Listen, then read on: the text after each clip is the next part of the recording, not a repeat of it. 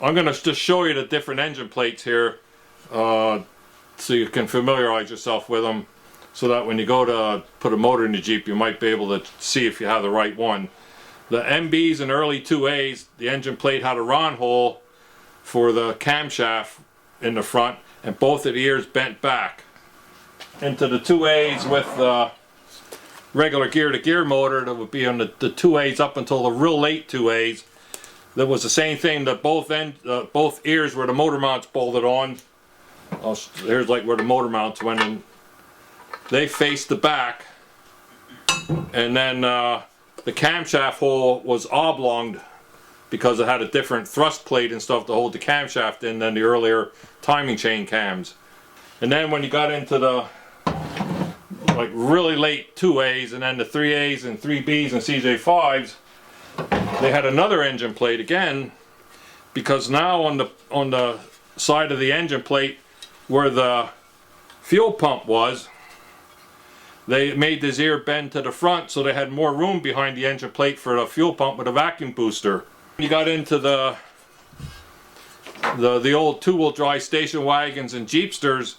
they had a different engine plate again. They were used on the frames that had the planar suspension with a transverse front cross member, and these were the smallest of the plates. Both of the ears bent back on these,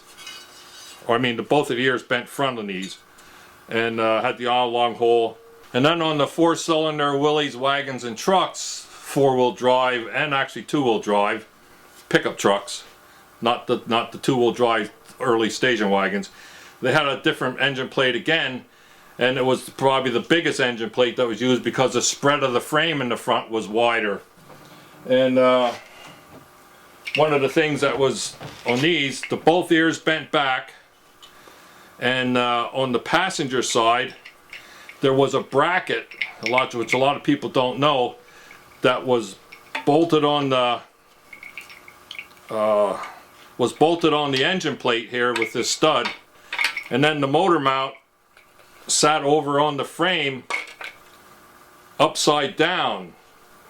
I should have maybe bolted this together, but it would have been on like this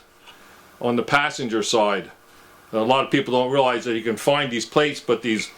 little brackets to make the motor mount go upside down are a little tougher to find, because people seem to take them off and throw them away or lose them. So that's a different plate again.